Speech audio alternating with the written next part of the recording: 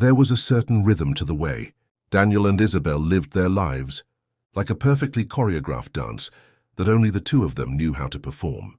To the outside world, they looked like a magazine couple, but to those who truly knew them, their connection wasn't just for show, it was soul-deep, playful, passionate, and enduring. Daniel was 35, a tall and striking fair man with windswept, blonde hair and clear blue, eyes that always softened when they landed on Isabel. She was 30, a brown-skinned woman with radiant brown eyes and long, wave-black hair that she loved to whip around dramatically, just to make him laugh. And laugh he did every single time. They had been married for 3 beautiful years, but even before that, their love story had felt like something written in the stars. Their home in the heart of Charlotte wasn't the biggest or the fanciest, but it was undeniably the warmest. Every corner, every shelf, every paint-stained curtain had a story, a memory, a laugh frozen in time. In the mornings, the scent of cinnamon and coffee drifted from the kitchen.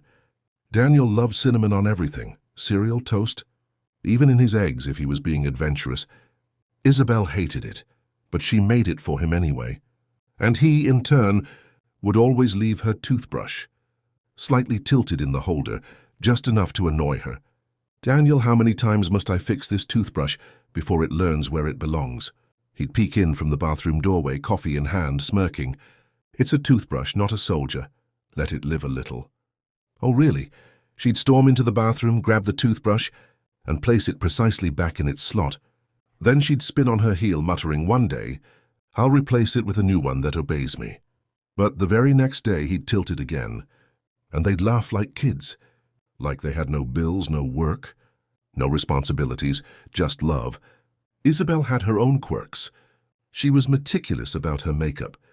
Every brush, palette, and lipstick was placed on her vanity like sacred tools, so of course, Daniel made it a sport to move one thing, just one, slightly off. "Daniel Alexander Reed," she'd shout from the bedroom. "I swear if my highlight brush ends up in my eyeliner drawer again, you're sleeping on the couch."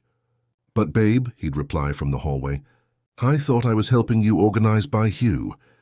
They annoyed each other on purpose, because those little inconveniences meant they were still in it, still intertwined in each other's lives so completely that even chaos became affection. They kissed like it was their first time, their bodies melting into one another as always. The teasing, the banter, the small domestic wars were daily rituals, built on a foundation of deep, unwavering love. Their home wasn't the biggest or the most expensive, but it pulsed with life.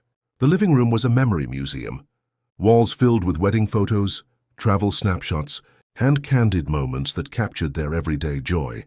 Music played often, and Daniel would grab Isabel mid-stir while cooking, twirling her across the kitchen until spices scattered. They danced in the living room in the rain, even in the grocery store line, drawing applause from strangers. Movie nights were sacred, with popcorn made from scratch and the same playful argument over genres that always ended in a compromise.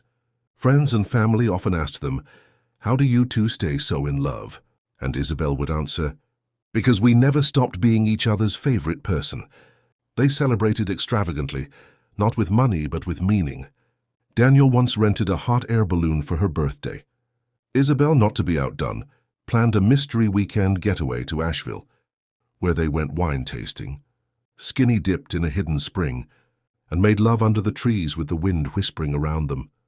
But it wasn't just the grand gestures, it was the ordinary days that made them extraordinary. The late-night movie marathons where they argued over popcorn flavors. Daniel preferred classic butter. Isabel liked caramel drizzle. They settled by making both and fighting over who ate more. They'd leave each other little notes hidden around the house. Her note on the fridge, "You still make my heart dance, even when you steal all the covers." His reply on the bathroom mirror, "I only steal the covers because I want to be wrapped in everything that reminds me of you." They lived to make each other gasp, laugh and cry happy tears. Their love was described by friends as storybook. But those closest to them knew it was simply genuine. Even their arguments were soft. Pancakes versus waffles, candles versus sneezing fits. They always found a way to love through the differences. Isabel joked they didn't fall in love.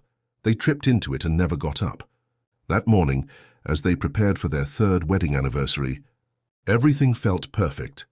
Isabel was upstairs humming while getting dressed. Daniel downstairs carried a tray of breakfast in bed, pancakes, strawberries, whipped cream, and a small blue velvet box with a charm etched forever, even in chaos. At 8:03 a.m., he glanced at the clock and turned to head up the stairs. That's when it happened. His socked foot slipped on the polished wood. The tray flew, coffee splashed, and his body slammed headfirst into the sharp corner of the landing wall. There was a sickening crack followed by silence. Isabel heard it. She ran from the bedroom, screaming his name, and when she saw him crumpled at the base of the stairs, blood pooling beneath his head, her scream tore through the morning calm. Her hands trembled as she dialed 911, her voice shaking, begging for help. The ambulance arrived in 6 minutes, though to Isabel it felt like 6 eternities. At the hospital, everything became a blur of white coats, beeping machines, IV lines, and rushed medical jargon. The doctors said he had a traumatic brain injury and was in a coma. The next 24 hours were critical. Isabel refused to leave his side. She held his hand, whispered memories, and played their love song on repeat. At night, she covered his arm with her sweater, and by morning she read aloud from their shared journal. "I love you," she said again and again. "Come back to me." Friends and family visited, offered prayers, brought food, but eventually left. Isabel stayed. On day 2, Daniel stirred. A nurse ran to call the doctor. Isabel gasped as his eyes fluttered open. She whispered his name, her heart thudding. He looked at her. Then the light in his eyes dimmed. "Who are you?" The smile froze on her face. The machines beeped steadily. Her heart shattered in silence. "Daniel, it's me. It's Isabel, your wife." His brows furrowed, pain etched across his face. "Wife," he said, looking around the room like it was foreign. I don't know where I am." Isabel blinked back tears. The man who kissed her every morning and teased her about toothpaste was staring at her like a stranger. She whispered, "I'm right here, baby. I'll remind you of everything, even if it took a lifetime." Beeping machines filled the hospital room, a stark contrast to the music that once filled their living room, the laughter that once echoed through their halls. Daniel lay there, pale against the hospital bed, his face devoid of the mischief that had once lit it like sunlight. His blue eyes, wide and glassy, stared at Isabel like she was a stranger with trembling hands and a soul torn in two. She had imagined his awakening so many times, how he would smile at her, groggily whisper something ridiculous about winning the lottery, and how fancy the bed felt. He would hold her hand and kiss her palm like he always did when she was worried. But none of that came. Instead, he blinked, looked around in confusion, and when their eyes met, he flinched subtly, but it was enough. "Daniel, it's me, Isabel," she had whispered cautiously. His brows furrowed. He looked down at the IV in his hand, then at the machines, then at her. I don't know you." Those words knocked the air from her lungs. She hadn't known heartbreak could be so sudden, so absolute. "Hey, it's okay," she murmured, trying to remain calm.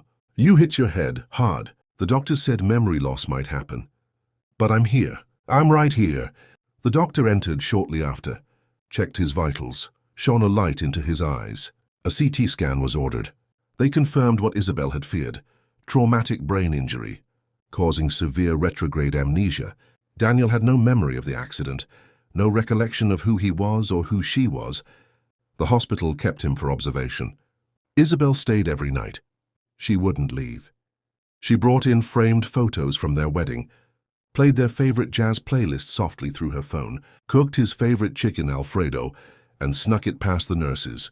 But every gesture seemed to confuse or agitate him.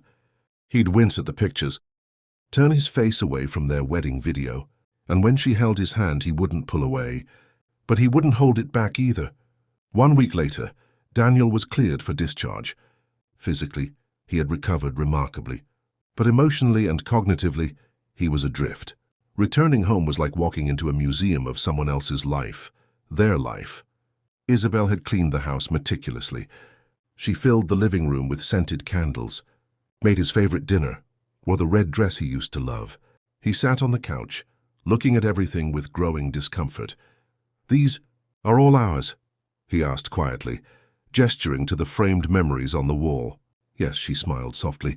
That's us in Paris. That's you carrying me after the hiking trip, where I sprained my ankle. And that, she pointed to a photo of them, in matching pajamas, was our first Christmas together. Daniel stared, then shook his head. It doesn't feel real. It feels like I'm looking at someone else's life. Her heart clenched. You don't have to force anything, she said gently. Just let it come on its own. But it didn't. Days turned into weeks. He grew distant. The warmth that once radiated from him had turned cold. He stayed in the guest bedroom. He spent hours outside, staring into space. Whenever Isabel tried to talk, he'd give short, awkward responses. Every time she tried to show him pictures or videos, he would grow visibly agitated. It's like my brain wants to tear itself apart every time I try to remember, he snapped one afternoon, voice tight with frustration. It hurts, Isabel. Everything hurts. And so, at his request, she removed all the photographs from the walls, packed the wedding album into a box, stored their love letters, anniversary videos, even the charm bracelet she wore every day into a locked drawer. The house that once pulsed with light and laughter now stood still, quiet, echoing emptiness. She cried at night, silently, curled against his pillow in their once-shared bed. She still whispered "Good night, baby" into the dark, still made 2 cups of coffee in the morning, still put the blue toothbrush on the right side of the sink. She walked on eggshells, smiled through her pain, pretended to be fine when friends asked, but her eyes gave her away. Her sister Michelle visited one Sunday. She found Isabel staring blankly at a turned-off TV, an untouched bowl of cereal in her lap. You look like a ghost, Michelle said gently. How long can you keep doing this? Isabel didn't answer. You can't keep loving someone who doesn't remember loving you. I'm not loving a memory, Isabel whispered. I'm loving my husband. He's still in there. Michelle sighed. But at what cost, Izzy? You have a life too. The pressure grew. Friends told her to move on. Family said she was torturing herself. Some gently urged her to consider divorce. She refused. She'd stand by him, even if he couldn't stand by her. But she was unraveling. One evening, as the sky turned orange with dusk, an old friend, Stacy, visited. She came bearing food in a folder. I'm begging you, just look at these. Stacy placed the folder on the table. What's that? Divorce papers. Not to push you, but to give you an option. Isabel recoiled as if slapped. How could you? I care about you. You're fading. You're holding on to someone who doesn't even know what he lost. I don't care. I made vows, for better or worse. Stacy reached out, but Isabel stood. Get out, she said coldly. Isabel, leave now. Stacy left. Isabel stood frozen, eyes burning, tears threatening. But what she didn't know was that Daniel had been standing in the hallway, listening. He didn't say anything. Instead, he walked silently to the room where she had stored away everything. The room of memories, the one he had asked her to lock. He opened the door. Dust danced in the air as he stepped inside. On the floor were boxes labeled wedding. Anniversary, Paris. He knelt, opened a box. Inside were pictures, laughing, kissing, dancing. Love letters in his handwriting. A video flash drive labeled Our Beginning. A charm bracelet with tiny silver hearts. He clicked the play button on the video. There they were, dancing in the kitchen, laughing in the snow, her asleep on his chest, him painting her toenails while she read. The man in the video looked so alive.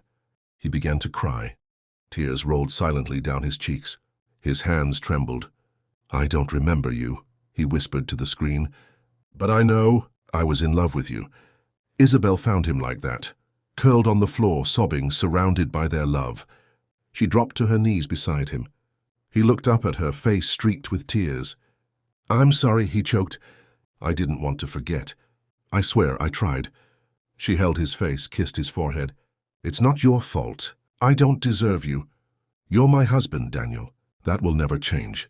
They cried together, hearts beating in sync even if the past was still blurred.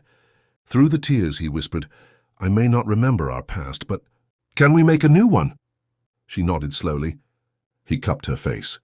Let's stop chasing yesterday. Let's write a new story, me and you, from today. Forward. And in that moment, something shifted. From the ashes of what once was, something fragile but beautiful began to bloom again. Love is rarely loud when it's healing. It whispers.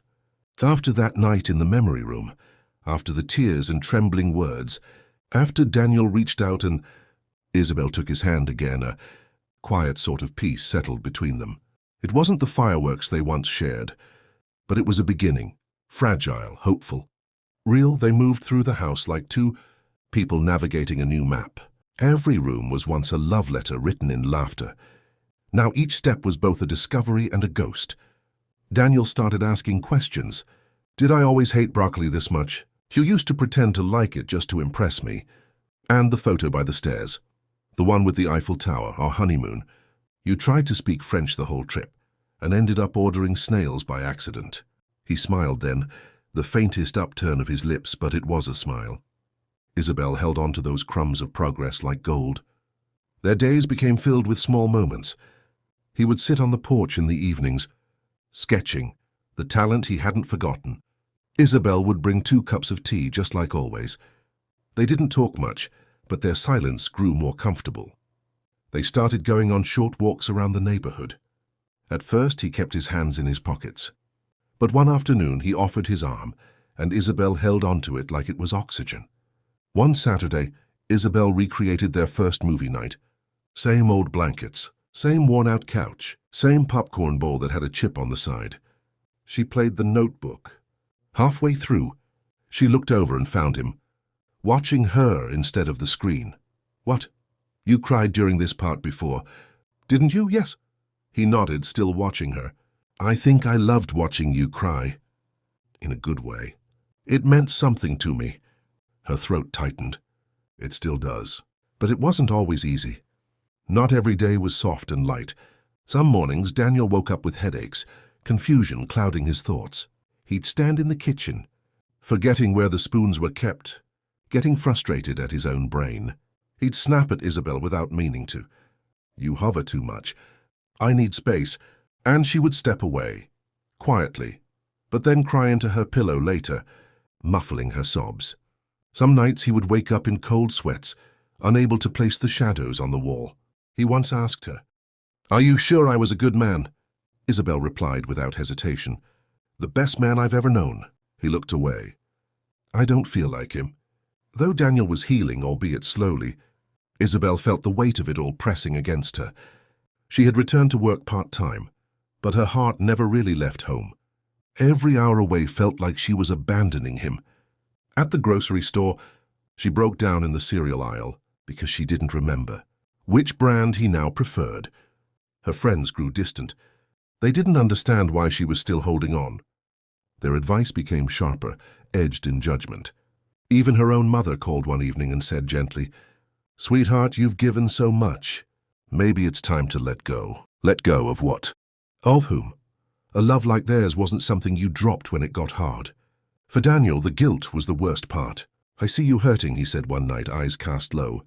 "And I don't know how to stop it. You being here is enough." "No, Isabel. It's not. You deserve more than a man who looks at you and feels like he's failing you every day." She reached for his hand. "You're not failing. You're trying. That's all I need." But inside, her heart ached for the man who used to steal kisses while brushing his teeth, for the spontaneous dances, for the mornings he would kiss her forehead and say, "You are my favorite thing about life." Now she was his caregiver, his anchor, and sometimes a stranger. One day Daniel found an old journal in the attic. It was his, filled with pages about their love. Poems he wrote, drawings of her sleeping, plans for their future children, letters addressed to my forever. He read page after page until his hands trembled. The man in the journal was madly, utterly in love. He felt like an imposter wearing that man's face. That night he pushed the journal away and locked himself in the guest bedroom. Isabel knocked softly, but he didn't answer. When she finally opened the door, he was sitting on the edge of the bed, tears glistening in his eyes. "I don't think I can live up to who I was." Isabel knelt beside him. "You don't have to be who you were," she whispered. "Just be who you are with me." One evening, Isabel came home from work to find the dining table set with candles. Soft jazz played in the background. Daniel stood there in a button-down shirt, nervous but smiling. "You used to plan our date nights," he said. I figured it was my turn. Her eyes welled up. "They ate pasta? danced barefoot on the rug, and laughed when he tripped over the coffee table. As they held each other close, he leaned down and whispered, "I don't remember our first kiss, but I'd like to make this one count." Their lips met in a kiss that wasn't a flash of memory, but a promise for the future. After that night, things started to change. Daniel began asking more about her, about their history. He sat with her and watched all their home videos, even when they made him cry. He started writing in a new journal, this time not about the past but about the present. What he felt, what he learned about her each day, what made him smile. He still didn't remember everything, but he began building new memories, and more importantly, a new bond. The man Isabel had loved with her whole soul was gone. But in his place, a new version of Daniel was learning how to love her all over again. And she welcomed him, flaws and all, because love, real love, wasn't about perfect memories. It was about imperfect devotion. One morning, Daniel stood at the kitchen counter stirring coffee. He looked down at the toothbrushes on the sink. Hers was in its usual place, but his had been placed on the left. He smirked. "Seriously, Isabel?" Her laughter echoed from the bathroom, and for the first time since the fall, Daniel laughed too. It had been nearly a year since the fall, 12 long months since Daniel woke up and forgot the woman who once made his world spin. The house no longer echoed with the eerie silence that once filled its walls. Music played again, gently now, like a whispered prayer. The scent of Isabel's vanilla candles drifted through the air. Daniel's sketches, some finished, others half done, lined the wall of his small study, most of them of her. Things were better, not whole but better. But healing wasn't linear, and love, even reborn, came with new fears. One Thursday evening, Isabel was preparing dinner when the doorbell rang. It was Stacy again, the same friend who once brought divorce papers. Isabel's shoulders tensed the moment she saw her. "I know I'm not welcome," Stacy said, holding up her hands. I needed to say this face to face." Isabel sighed and turned away, her hands still stirring the pot on the stove. Stacy stepped forward. "You're wasting your life, Izzy. He still doesn't remember everything. You've spent a year as his nurse, his therapist, his wife in name only. Where's your life?" "I have one," Isabel replied, her voice firmer than before. "It's here, with him." "He's a different man," Stacy pressed, stepping into the foyer. "He might never be who he was." "I don't need him to be who he was," Isabel snapped. "I just need him to be." "Then at least protect yourself." "I brought the paperwork again. Just think about it." Isabel's eyes filled with unshed tears. "You brought divorce papers into our home again. I love you, and I'm worried. You can't save someone who doesn't remember how to love you. I never asked you to understand. Just to respect my decision. Izzy, get out." This time her voice didn't tremble. That night, long after Isabel had gone to bed, Daniel stood alone at the entrance to the memory room. He hadn't been inside since that night a year ago, when they'd both wept in each other's arms. His hand trembled as he reached for the doorknob. Inside, the boxes were still there. The wedding album, the video compilations, the love letters, the charm bracelet. He sat down cross-legged on the floor, surrounded by their past. He opened a journal and found a note written in his old handwriting. "Even when we argue, even when the world is loud, I look at you and it all quiets down. You are my peace." Daniel let out a breathless sob. "I don't remember writing this," he whispered to himself. "But God, I know I meant it." He watched a video, one he hadn't had the courage to watch until now. It was them dancing in the rain. Isabel in a yellow sundress, Daniel in soaking jeans and a white shirt, both laughing uncontrollably. He was spinning her in slow circles while music played, faintly from a speaker in the background. "You are ridiculous," she laughed on screen. "You love it," the old Daniel teased, and she did. The love on her face was unmistakable. Daniel's tears flowed freely. "How could I forget this?" he whispered. But as the sorrow grew, so did something else, a need to fight for her. Not to reclaim his past self, but to show her that the man she loved was still somewhere inside. The next morning, Isabel awoke to the smell of coffee. She walked down the stairs and froze. Daniel stood in the kitchen wearing an apron that said, "Kiss the cook." He probably forgot the recipe. He had made her favorite breakfast, blueberry, pancakes with whipped cream shaped into a heart. "What's all this?" she asked, stunned. He smiled sheepishly. "A start." She blinked rapidly, trying not to cry. You made pancakes? Burnt the first batch, but I remembered you liked them fluffy, not flat. Her eyes widened. You remembered? Bits and pieces, he nodded. But more than that, I felt it. I stayed up watching everything last night. Reading, listening, crying a little. Not gonna lie. He stepped toward her. I don't have all the pieces yet, but I want you to know I'm not giving up. I don't want to live in confusion anymore. I want to fall in love with you again. I want to know every version of us. She wrapped her arms around him, burying her face in his chest. You already do, she whispered. From that moment, their love shifted again, this time not just with effort, but with intent. Daniel began painting again. His first completed piece since the fall was a portrait of Isabel, eyes closed. Face serene, titled Peace in the Storm. They revisited all the places they used to love. The bookstore downtown, where she once beat him at poetry trivia. The little pier where they watched fireworks one 4th of July. The bench by the lake where they used to talk for hours. They talked more, about fears, doubts, what was lost and what they were building. And slowly, Daniel started to remember, not just the facts, but the feelings. The day he picked out her engagement ring, the time she caught a fever, and he stayed up all night feeding her soup. The sound of her humming in the morning. They laughed again. They danced again, this time in the living room, barefoot, wrapped in each other. On their 5th anniversary, Daniel surprised her.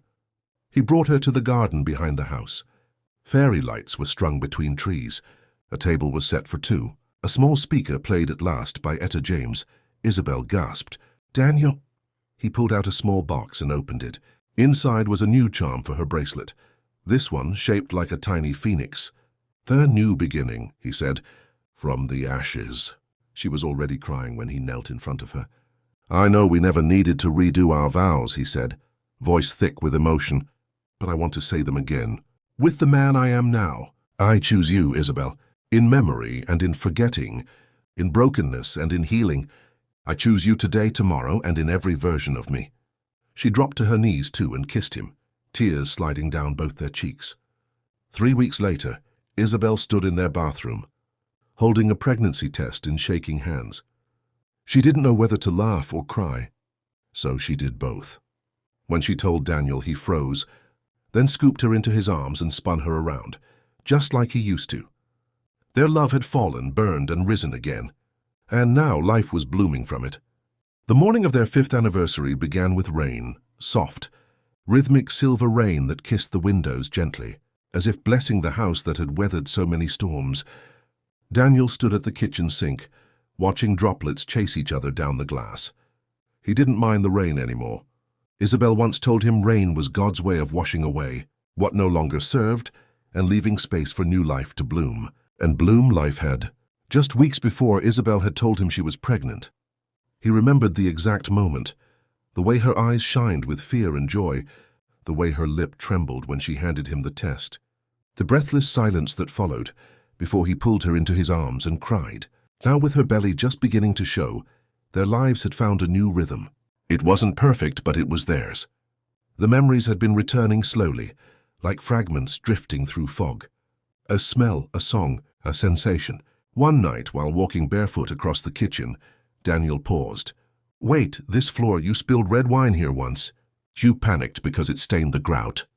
Isabel stared. Stunned. Yes. And you tried to clean it with vinegar and baking soda, and it just made it worse. He laughed, a full, real laugh. I remember that. You made me sleep on the couch. I did not. You definitely did. And then it started to snowball. The memories came faster, his wedding vows, the honeymoon rainstorm in Italy, the way she once painted his toes pink while he napped. It wasn't all pretty. He remembered the first real fight they had, the miscarriage before the fall, the late nights they spent holding each other through grief. But every piece, even the painful ones, felt like another brick returning to rebuild what had crumbled. Then one morning it happened. Daniel woke with a start, heart pounding. He sat up, panting, clutching his chest like something powerful had just surged through him. Isabel stirred beside him. What's wrong? He turned to her slowly. I remember it all. She blinked. Daniel, I remember you in your white dress. I remember the way you looked at me when you walked down the aisle.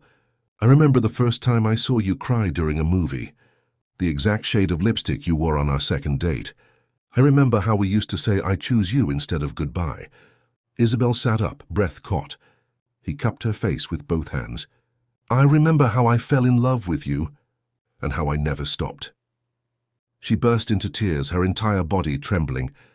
They held each other for a long time, hearts beating in perfect sync, two souls rediscovering their shared rhythm. Later that day, Daniel insisted on planning their celebration. Isabel protested.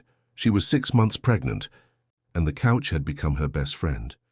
But he had a sparkle in his eye that she hadn't seen in a long time. He blindfolded her before they left the house. Is this safe? Always. Trust me. He drove slowly, one hand resting gently on her thigh the entire time. They arrived at a familiar location, the lakeside gazebo, where he had proposed years ago, but now it was transformed. Twinkle lights floated in the trees. Dozens of candles lined the dock. A musician played soft acoustic melodies nearby. On a table sat a journal open to a blank page and 2 pens.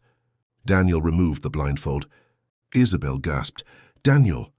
This is where we promised forever, he said softly, and where I want to promise it again. He led her to the journal. 2 years ago I couldn't remember a thing, he continued. But today I remember everything. And even if I didn't, I'd still fall for you all over again. He opened to a page he'd already written. To my wife, my miracle, my home. Thank you for not giving up on me, even when I gave up on myself. For loving me through the darkness, for choosing me again and again. Today I choose you with all my heart, my mind, and my memory. Tears streamed down Isabel's cheeks as she read the words. Then she picked up her pen. To the man who forgot me but never stopped loving me, thank you for coming back to me, for giving us another chance, for dancing with me in our ruins and helping build something even more beautiful. I choose you, not for who you were, but for who you are and who we are becoming. They sealed the journal with a kiss. 3 months later, Isabel went into labor. It was a Saturday morning, quiet and peaceful, until her scream echoed through the house. Daniel scrambled, grabbing the hospital bag, keys, and even a bouquet of flowers she didn't remember packing. On the way, he kept one hand on the wheel and the other gripping hers tightly. You've got this, he whispered over and over. You're a warrior. Hours later, under the warm, sterile lights of the delivery room, they welcomed their baby girl into the world. Her cries were strong, fierce, just like her mother. They named her Hope, because she had carried them both through the fall, the forgetting, the rebuilding. 2 weeks after Hope's birth, the 3 of them sat on the porch at sunset. Daniel held the baby against his chest, her tiny hand wrapped around his finger. Isabel rested her head on his shoulder. The golden light bathed them in warmth. Daniel turned to her. She's got your eyes. Isabel smiled sleepily. And your stubborn nose. They both laughed. He looked down at their daughter. You know, one day she's going to ask how we met. I'll tell her the truth, Isabel whispered. That I forgot you. No, she said, kissing his shoulder. That we fell in love. Twice. Daniel kissed her forehead, his heart full. A love that had shattered, bled, and nearly disappeared had found its way back. Not through time or memory, but through devotion. Through the kind of love that rises from ashes and refuses to die. On their mantel sat a new framed photo, Daniel, Isabel and baby Hope, wrapped in a knitted blanket, all smiling under a banner that read, Welcome Home, Lovebirds. Beside it was an old journal. The last page read, Some stories don't end when the book closes. Some begin again on the same page, written in a different hand, but with the same heartbeat. In the quiet of dawn, when the world still holds its breath, a man who once forgot remembered, not just faces or names, not just laughter echoing in hallways or pictures gathering dust, but the feeling, the pulse of love, the home in her eyes. Daniel and Isabel didn't just survive. They rewrote their vows with every tear they shed. Every night they sat silently side by side, choosing not to walk away. They rebuilt the foundation of their love not on old memories, but on new moments. Their story reminds us that true love isn't always pretty. Sometimes it stumbles. Sometimes it forgets, but the love that endures, the kind that stands in the storm with bloodied hands and tear-filled eyes, that love is sacred. And now, with baby Hope cradled in their arms, Their laughter has returned. Their home sings again. Their dance, once paused, now plays with renewed grace. Not the same steps, but a better rhythm. This isn't just a love story. This is a resurrection of hearts, of trust, of the kind of devotion that time, pain, and even memory loss could not erase. So if you're listening now, let this remind you, sometimes the most beautiful love stories are the ones that begin again. To my amazing viewers, thank you from the bottom of my heart for being part of this journey. Every view, every like, every comment, and every shared emotion means more than words can express. Your love for soulful storytelling keeps this channel alive and growing, and I'm beyond grateful for your support. You've laughed with my characters, cried with them, and believed in love through every twist and turn. This community is more than just viewers. It's a family that feels deeply, loves fiercely, and holds on to hope even in the hardest moments. So here's to you, my beautiful, loyal audience. Thank you for being here. Thank you for believing in stories that touch the soul. With all my love, Vintage Mike Tales, where every heartbeat tells a story.